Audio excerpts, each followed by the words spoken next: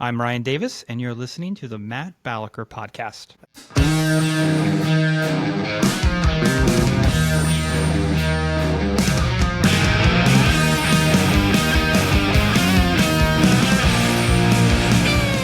Today's guest is a former theater director, current podcast host, and co-founder of People First, a precision creator marketing agency.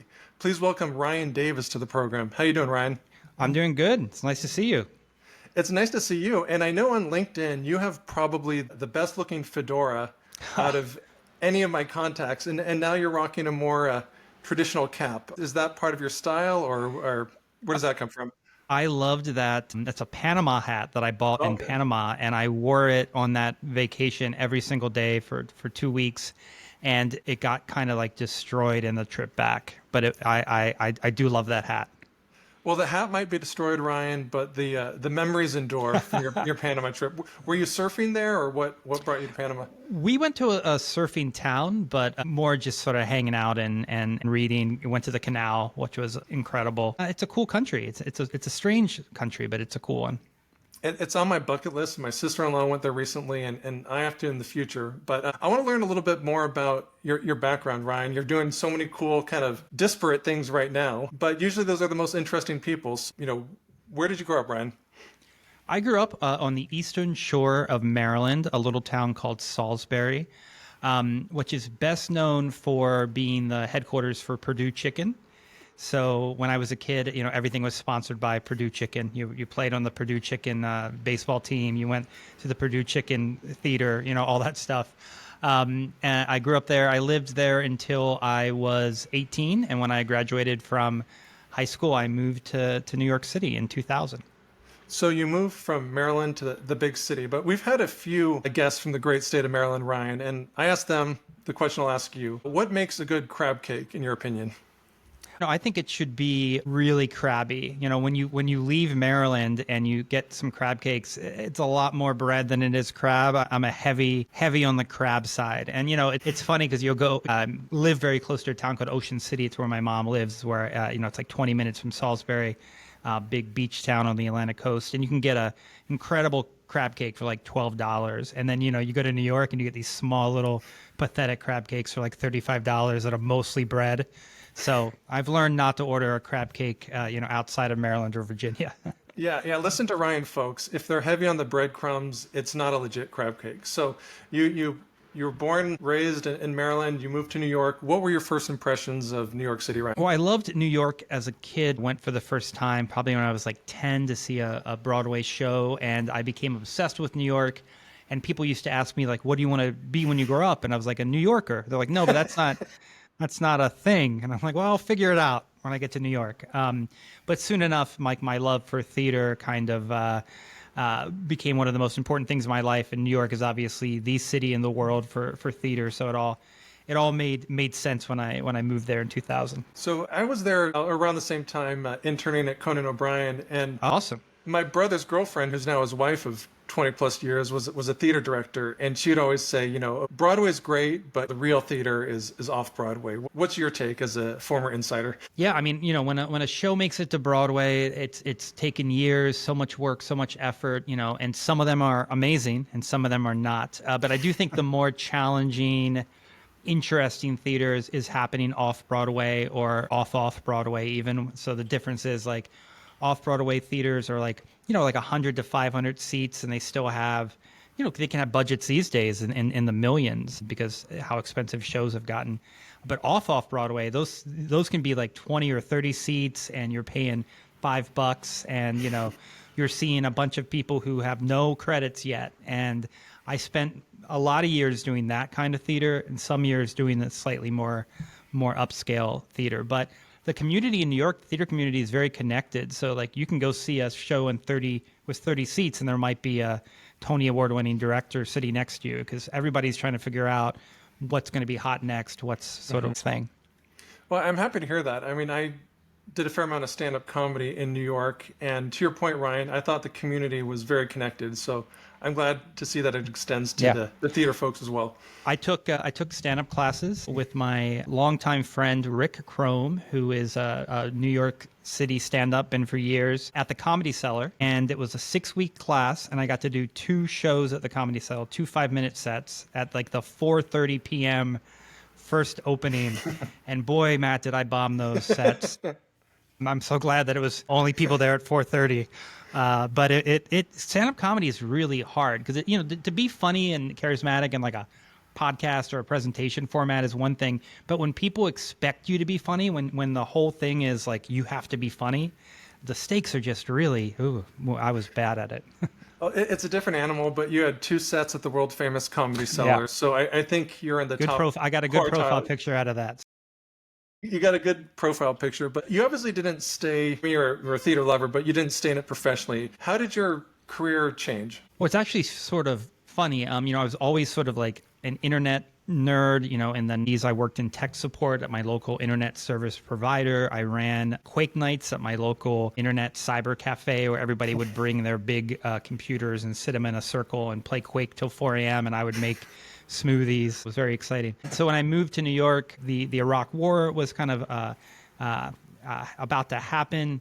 I was very against the war. I got involved in this presidential campaign, this guy named Howard Dean, and it was 2000, and nobody really knew about the internet. So I show up in Burlington, Vermont, took some time off of school, and I basically say, like, can I work on the campaign? I know how to use the internet, and they put me on the web team, and I spent 8 months on that campaign. I traveled to 36 states. I wrote a lot of blogs, a lot of emails, did a lot of online organizing, which back then was like using tools like meetup.com and e-groups and Yahoo groups and things like that. It was in the early days of the internet, so it was like MySpace, but that was pretty much all the kind of social channels there were. And then when I got back to New York, I go back into the theater world. And a lot of people, when they're actors or directors, they are working at a restaurant or a bar to make ends meet. But then I just started running digital for campaigns. So I'm like running digital for a attorney general campaign in New York State and for a public advocate. So, it was a different kind of day job than a lot of my theater colleagues had. And it was about in 2010 when I started running the social media team at Blue State, the company best known for the Obama campaign. And I was doing too much digital marketing stuff to maintain my theater. So my last show was in 2010, and maybe I'll go back one day. So I hope so. I want to check it out, but I want to learn more about kind of these early digital campaigns, because now it's sort of assumed, Ryan, that if you're running for something or if you have a product, there's going to be a digital component. But take us back to maybe 2004, 2005. Like what was the buy-in you needed to get these campaigns going? Well, I think the Dean campaign was unique because the guy who was running it was a guy named Joe Trippi, who wasn't young at the time, not no younger now, but he was super pro internet and cared a lot about the internet. And he had all these folks who were on the campaign, people like Joe Rosebars and Zephyr Teachout and Clay Johnson, me, Ezra Klein, who's gone on to do very well, who were all sort of like internet people. And he felt very empowered to go out there. And at that point, we called it the net roots. And there was this sort of like blogosphere that had started to kind of happen in the early 2000s, things like Daily Kos and America Blog. And, these folks were all getting 100,000 to 500,000 hits a day. So it was all about trying to kind of bring all that energy together. And really what powered the Dean campaign was they had this blog called Blog for America that chronicled the campaign. You could go there every day and see what happened, and it felt like you were part of this big community. And we've lost some of that storytelling in campaigns now.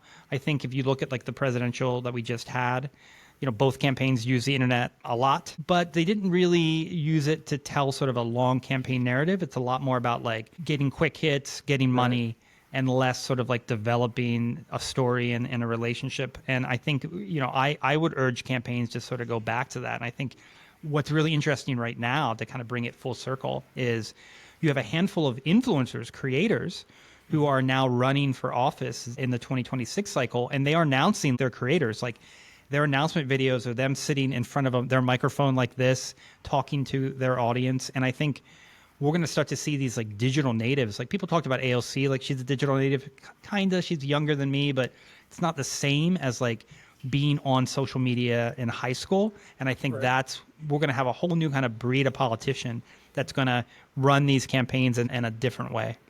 Yeah, it used to be like, I mean, in Howard Dean's case, he was in the military and that was pretty common, or maybe someone would be a titan of industry or a lawyer. And now it might be the person with, this huge influencer network is going to run for office. So I think there's probably a lot of good and bad of that. But one question I have for you is monetizing social media. I mean, I've heard kind of the old joke, you can get fired based on a tweet, but it's hard to make money. Those people who are able to monetize it, what do they do differently, Ryan?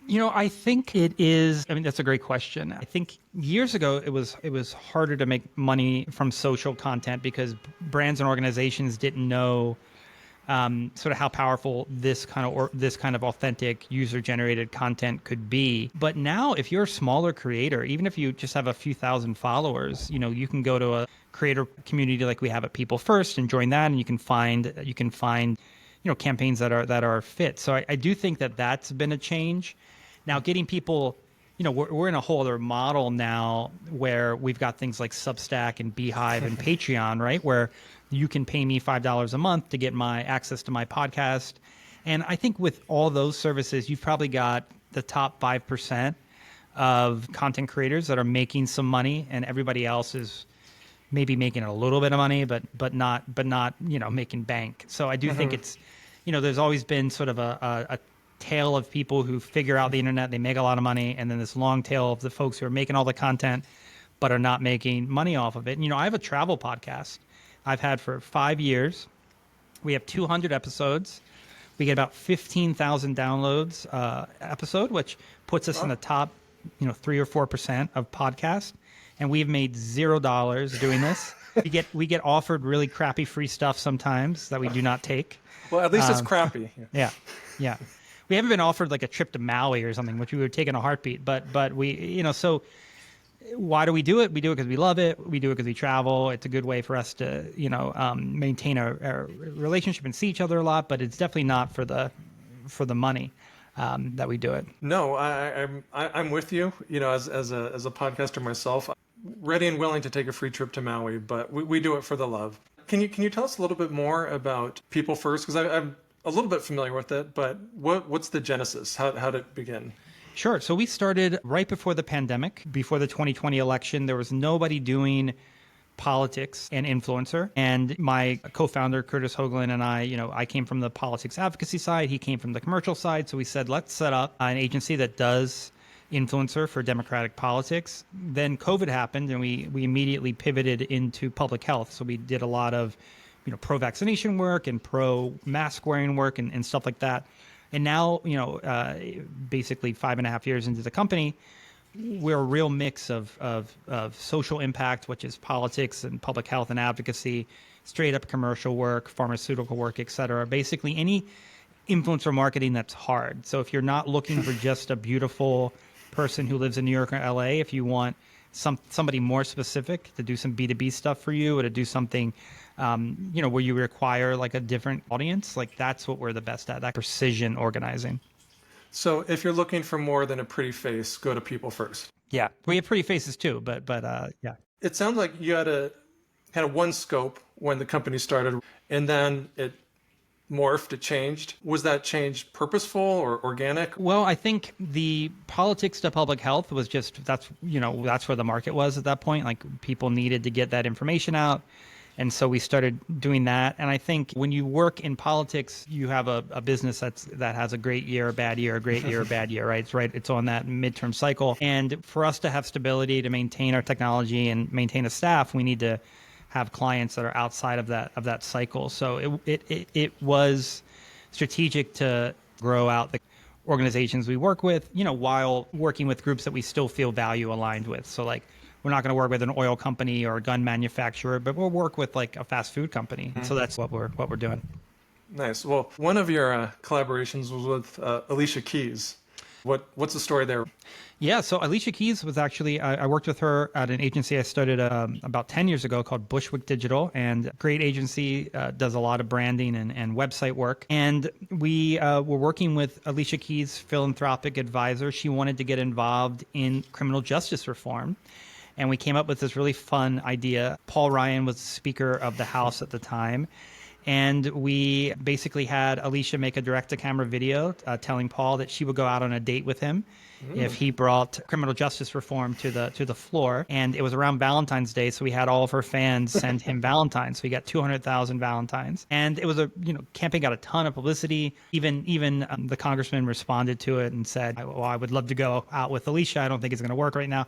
But it was a really cool campaign, and she was really invested in making it work. And it was just kind of quirky and weird enough that like sending like Valentine's Day card to Paul Ryan, that people kind of like paid attention to it. So that was a lot of fun. And we worked with her pretty closely for like a year and a half. And she's had a big couple years with the Broadway show and a new album and a tour. So but she's super cool. Well, I think it was all because of that Valentine's campaign. I want to touch on that briefly, Ryan, because I think there's more to it than meets the eye, at least in my non-expert opinion, because that is a very sweet approach. It's pretty easy when you're talking about something as divisive as politics can be to just throw red meat at the base, so to speak. But that, asking for a date from Paul Ryan to generate buzz or interest on your issue is something that I think people from all sides would appreciate. Do you think that was lightning in a bottle, or do you think that's sort of the key to actually influencing people beyond just, because I don't think name calling works. I mean, maybe it does, but I don't think so. Yeah, I don't think name calling works. I don't think super overtly political messages work. I think what was fun about the video is she let us in on the joke, and it was very fun, and we weren't like being like, "Paul, you're a jerk." It was much more like, let's collaborate. And I do think that Americans say they want that. When the election comes, they don't always go in that direction. But I do think that if I was advising candidates, I would be thinking of less negative ways to have these conversations, and to have more conversations with people that you don't agree with. I think the left has done this a lot. Like it's very easy to get kind of thrown out of the party on the left, and politics is about building movements, adding people. It's not about subtraction. And so I do think that the left has to get over that, do more podcasts, talk to more people they disagree with, and try to be more open. I mean, being able to converse with someone you disagree with, like, my career is not in politics, and I'm not overtly political, at least not much. But I was thinking the other day, like, it's honestly maybe 2-3% of the discussions I ever have with someone are political. And I can like someone, everything else about them. We might vote differently or have different feelings on certain, economic or social issues.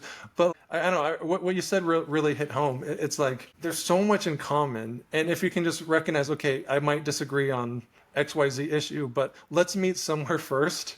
And then go from there. So I hope people are listening to you, Ryan, and I hope they kind of follow your lead. Yeah, I would like to see that, And we've done a bunch of research on influencers and their audiences. And when you have an influencer, whether they be a Republican or a Democratic influencer, but somebody who talks about politics a lot, when you look at their audience is obsessed with politics. Yeah. They're all talking about politics. They almost always are on the exact side of the influencer they follow. And a lot of the creators that Democrats work with are these political influencers. So they're not getting beyond getting beyond the choir that expects to hear from them.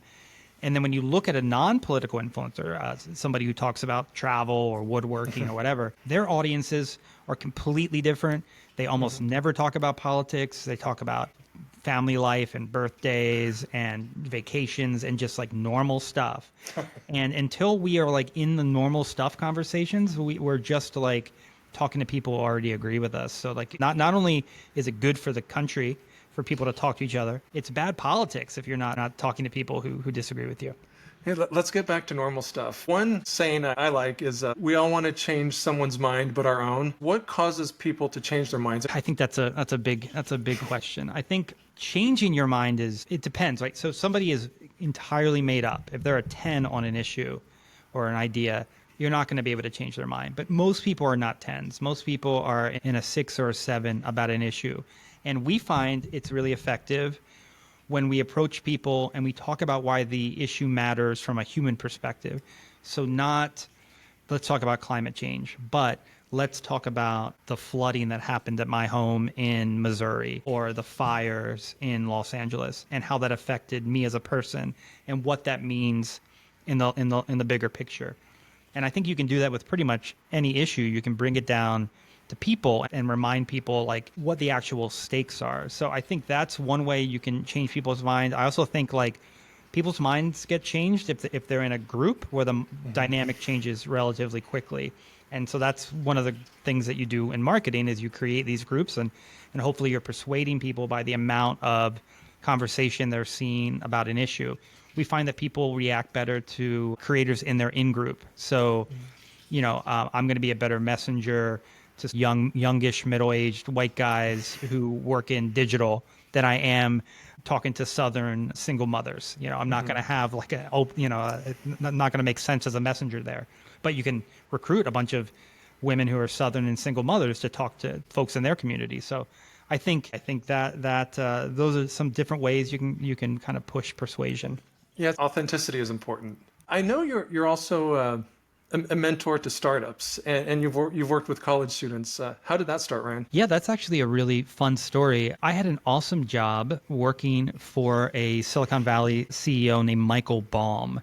And Michael Baum started this company called Splunk, which is a huge data intelligence company, incredibly successful. And he started a VC firm called founder.org, focused on student entrepreneurship. And I had this really cool job for a year where I traveled around the country and went to pretty much every elite university, met with all their student founders, judged startup competitions, mentored, and wrote checks. So I was welcomed at all these universities. They love you. The checks were what got me in. And I've just kind of kept doing that after I left the organization. I stayed mentoring startups at NYU and at CUNY in New York and a bit with HBS, and it's awesome. I probably have 2 or 3 startups I work with a year, and I learned so much about kind of all the new verticals.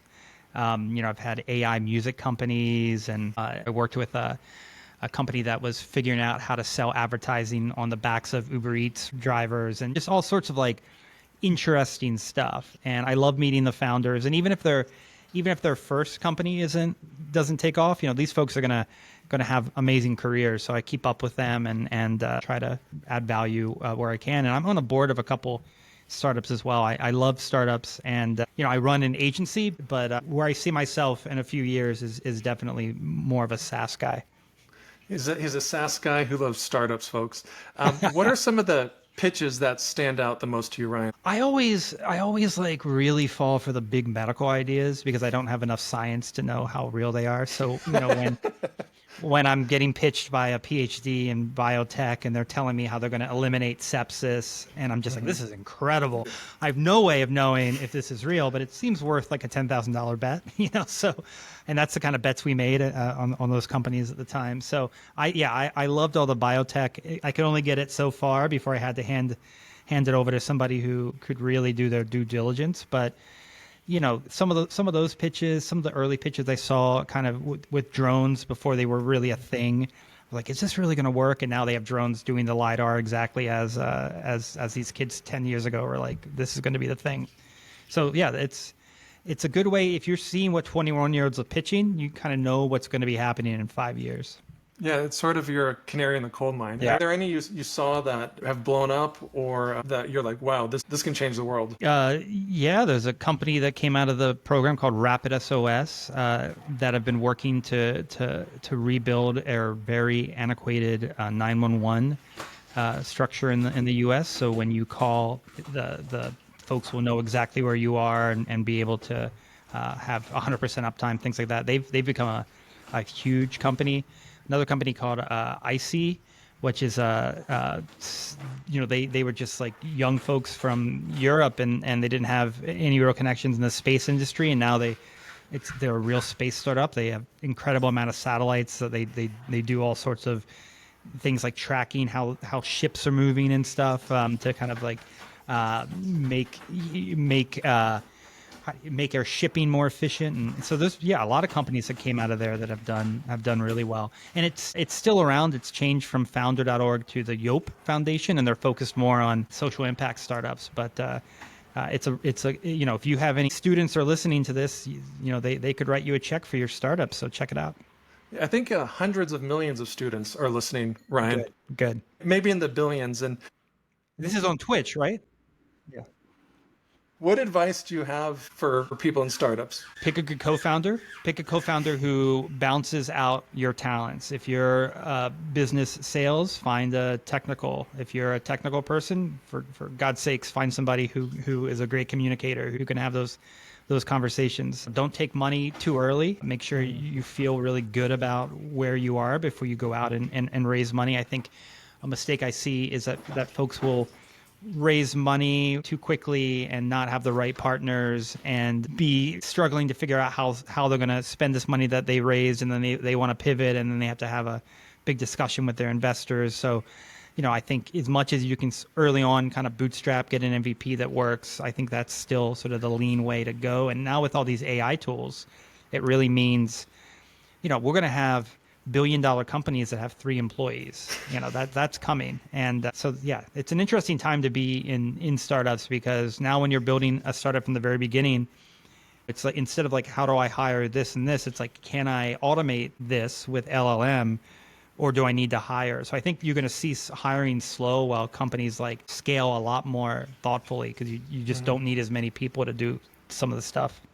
No, they can be more lean and mean. When do you think a company is no longer a startup? It's so funny because we call pretty much every, we still call Tesla a startup, and Facebook a startup. I think that, after you've, I think once you're a unicorn, you're no longer a true startup. When I'm thinking of startups, I'm thinking of those scrappy early years. And I do think we call things startups much longer than they actually are. Yeah, because I was wondering that same thing. Like, there are companies that are making millions of dollars in profits, and they've been around 5 years. I was like, at some point you're a teenager or you're an adolescent. You're a young adult. But well, none of us grow up anymore. I guess it's the same for our companies. Amen to that. How do you see higher education changing in the next, call it, 10, 20 years? I have a lot of friends who teach university professors. Some of them teach literature and some of them teach engineering. And the ones who teach in the arts and literature, they are really depressed about the state of their students. I've seen so many emails and things that, I probably shouldn't have seen, but I have. And, it's tough, because so much of the busy work of university, you can, if you're a technical person, you can AI your way out of that. And my friends are like, I don't even know how to assign these assign things anymore. So I think there's going to be real positives. Like, if you're trying to learn something difficult, you can sit down and talk through AI, and it can really teach you. And there's been some papers showing how good AI is as a tutor. So I think that's going to be great. But there's also been studies that even now show that people who over rely on AI, they start to kind of mentally themselves slow down. So in the same way that I haven't memorized a phone number in 15 years, like as I start to outsource more and more of my thinking to AI, it is not making me a better thinker. And so, how are people going to balance those two things? And it's something I struggle with myself. I have my ChatGPT open, and I use it throughout the day to do copy editing. I ask it kind of random brainstorm questions. It's super useful. But if everybody just starts sharing AI content, at some point it's going to, we're just going to be reading stuff that no one's even read to write it. Yeah. It's like you're bench pressing, but your personal trainer is doing the lifting for you, and you're standing there and grunting, which is what I do. But at some point we're going to have to do the lifting ourselves. And I have 2 kids, and they're not college age yet, but this is something I grapple with. Like, what is the purpose of a college education? So I'll ask you that, Ryan. I mean, the purpose when I was a kid was that you could go, I was always just told, like, you're going to go to college because that's how you're going to get a good job. Right, me too. But I do think there are socialization benefits to college. I think it's a good time to learn things that you're probably won't study later in life. You're probably not going to read a lot of Russian literature after college. You should, but maybe you won't. So I think that college is really valuable for those reasons. But I also think that, college isn't for everybody. And there's my dad made a really good living as a construction worker for years. He didn't go to college, built a lot of houses. When I go back home to my hometown, like I drive around, I can be like, my dad built that house, like there's something like real about that. Some family like lives in that house, and so it's like, that's, there are a lot of jobs. And I think some of those jobs people are surprised can pay really well. Plumbers make a lot of money. Electricians can make a lot of money. There's trade schools, there's apprenticeships. So, I don't think universities for everyone. And I'm a big believer that you should keep learning after school. Oh yeah. If you stop learning after 22, that's kind of disservice to yourself. And I like that you brought up trade schools, because I think it's important to view education in the context of a return.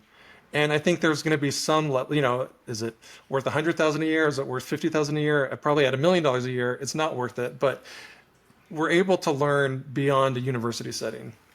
Yeah, I also think people get really caught up on like this. I read like, I have a lot of fancy friends who have kids, and they're probably 12, 13, and they're all like thinking about the schools that their kids want to go to. And of course, every school is like a brand name, Of course. like school.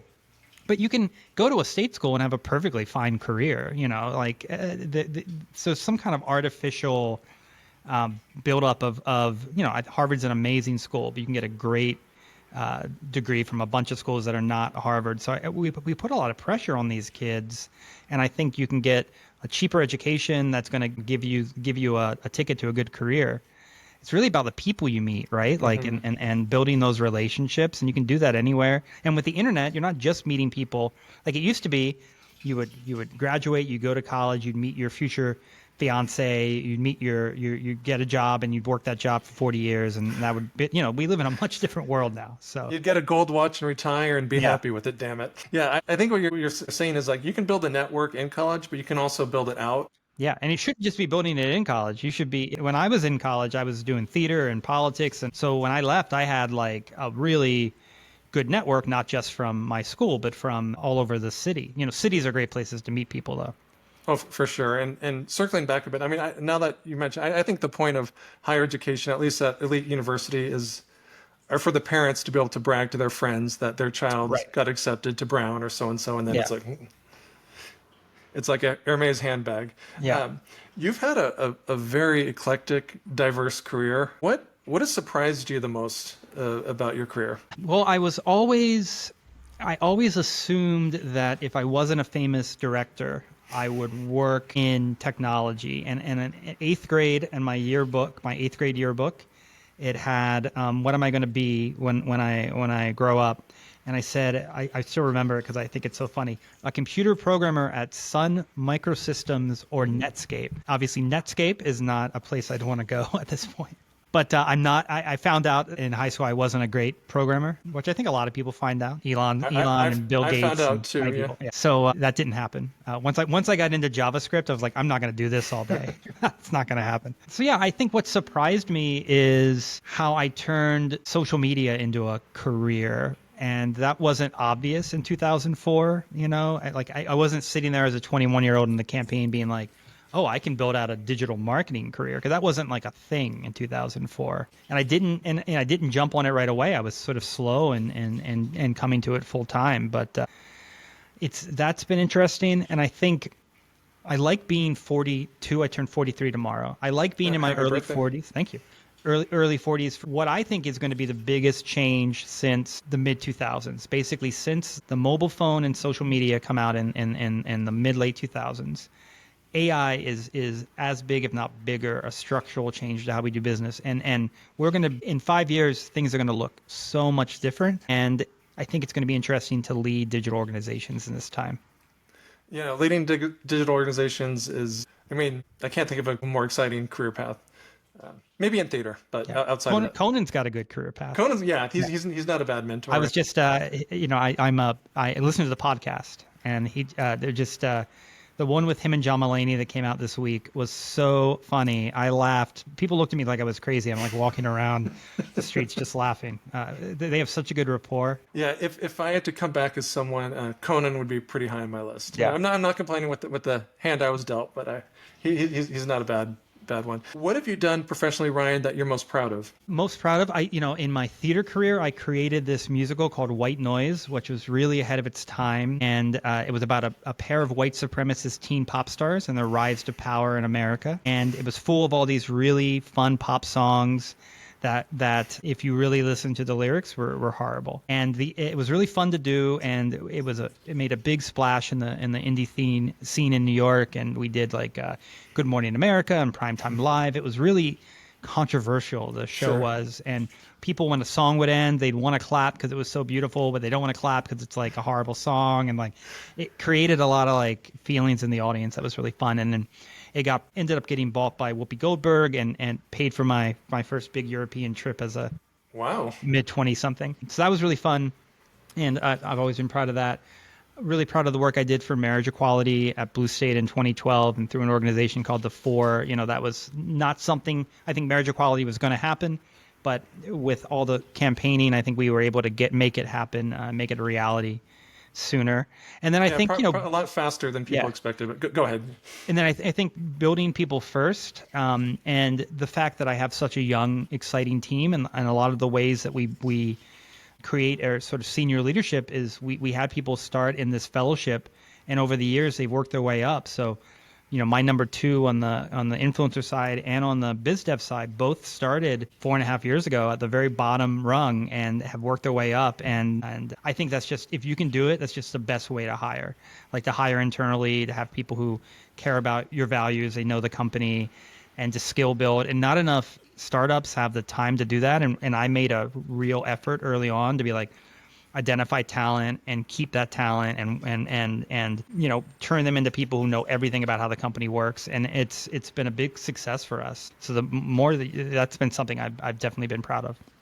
Nice. Like let your own garden grow, so to speak. Exactly.